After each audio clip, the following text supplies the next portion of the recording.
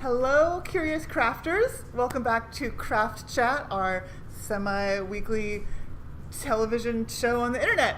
I love it. Yes.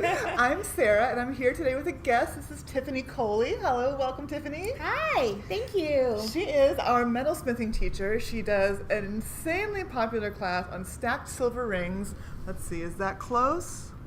Awesome. So this class has been going on for a few months now. Tiffany teaches you basics of silver soldering, basics and a little bit beyond, some metal forming, texturing.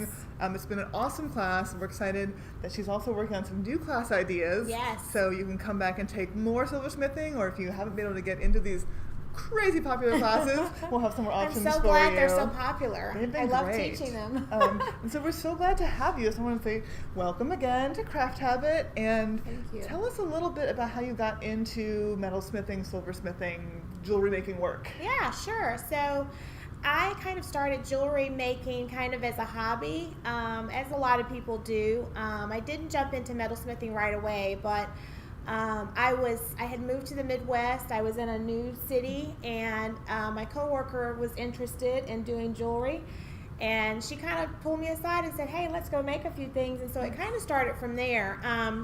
But as far as the metal work, I kind of exhausted the things that I wanted to do with other things. I knew that I could still do more, but I got the idea that I wanted to kind of work more in metal and see the metal transform. That was always intriguing to me, as to be able to take something and actually completely transform it into something else. So awesome. That kind of sparked my interest, and I just took off and started taking classes and workshops and all these intensive training. And so a lot of it was trial and error and self-teaching myself, or teaching myself how to do some of those things too. So I love that. I love when you find your craft niche. You're like, this is the thing that I can keep doing and keep learning forever and ever and ever. And absolutely, I'm a real craft dabbler, but once I find the thing, I'm like, oh, this is what I can keep doing. Absolutely. The most.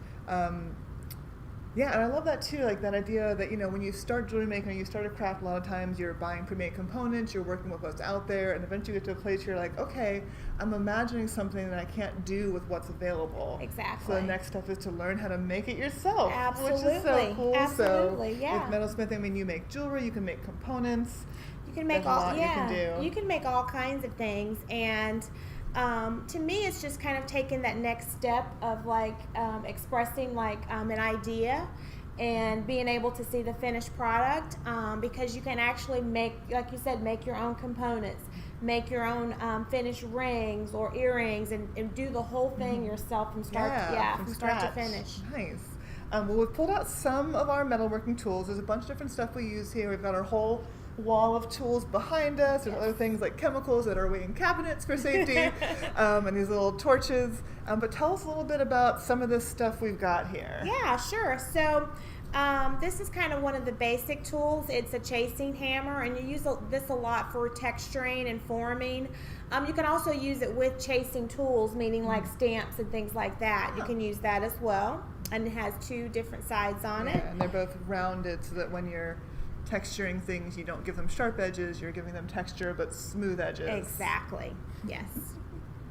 And then this is what is a rawhide mallet. This one is actually weighted, so it actually has, I think it's lead. I think it's a lead block in there. And it's covered with the leather. This one is good for forming as well, but it doesn't leave a texture on the metal similar to this one because it's steel. So this is going to actually allow you to form and do other things, but it's not going to leave any marks or things like that on the metal. And I'll let you actually see that. I sort of love this tool, like the swirl on the end. Yes. It's so cool. And yes, it is. It has some hefty. weight to it, yes. Yeah. So you can do a lot with that. The steel block here is used to actually have a surface to actually do some forming on, some shaping. If you're going to be doing textures on more two-dimensional things, you could actually put them on the surface and use another steel thing, steel to hammer, or do any other texturing like that. We use this rubber block basically just to kind of help with the noise, to kind of a little bit of protection. Yes, eliminate some of the sound that would be from hitting that. And this third hand is used a lot as it is a third hand, so you can actually hold things and still have your hands free to do other things like holding a hammer or holding a torch, particularly if you're going to be doing any soldering. So that's what this is. And the torch itself is a small torch. You can see right here that, let me get it. It has a nice little flame on there. Very nice, very easy to use. Not intimidating at all because it is a small torch, but you can do a lot of things with it. It is pretty powerful what you can do with something this small. Yeah. Nice.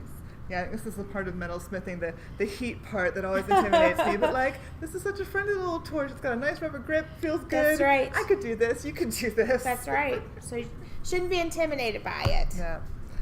So coming up, like I said, we've been doing these stacked ring classes, but we're doing them for a few months, so maybe we're getting a little bit of ring fatigue. But Tiffany has been working on some new ideas for other beginner metalsmithing projects. So if you haven't taken this class, you can still take these classes. And she brought some really gorgeous samples of these dangly earrings. They are hoops, but they're not hoop earrings. Yes. There, let's see, what if I put something behind them so they show up? Yeah. So this is using some of the same components of the rings, the wire and the discs. Yes, using some of the same techniques, but actually making a different accessory to wear. And it would still be a good beginner class for someone who is interested in making, because you have the ability to make these in any size that you want. So you could go smaller, you could go a little bit larger if you wanted to.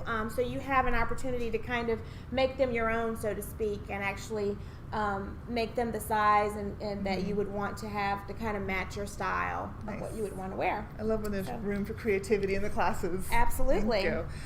So this class will be coming up. We'll have it on our website soon. We will bring back rings, I think probably in the fall. Yes. Maybe do a special re-ring class. Absolutely. And I'm working on some additional classes too as well that might build on this ring technique, or might do some other options in terms of necklaces or things like that some of the students have kind of expressed interest in having other options available. Love that. Yeah. So last question for you. Yes. When you are not metalsmithing, what are you crafting? I'm crafting anything I can get my hands on. Honestly, I love doing all kinds of crafts. I do a little bit of sewing. In fact, this morning last night and this morning, I made a quick and easy little poodle skirt for my daughter. They had Spirit Week, and her decade, she wanted to go with the 50s, and she got this idea of doing a poodle skirt. So I had to oblige her and actually make it last minute. So I do a little bit of sewing. I just started trying to do a little bit of painting, watercoloring that Amy Richards, who's also an instructor here, following some of her instructions, that I want to kind of do a little bit of that, which I will be doing on spring break. Excellent. Spring break coming up. Come get some craft supplies to keep your kids busy. Yes, crafting and spring break should go hand in hand, I think.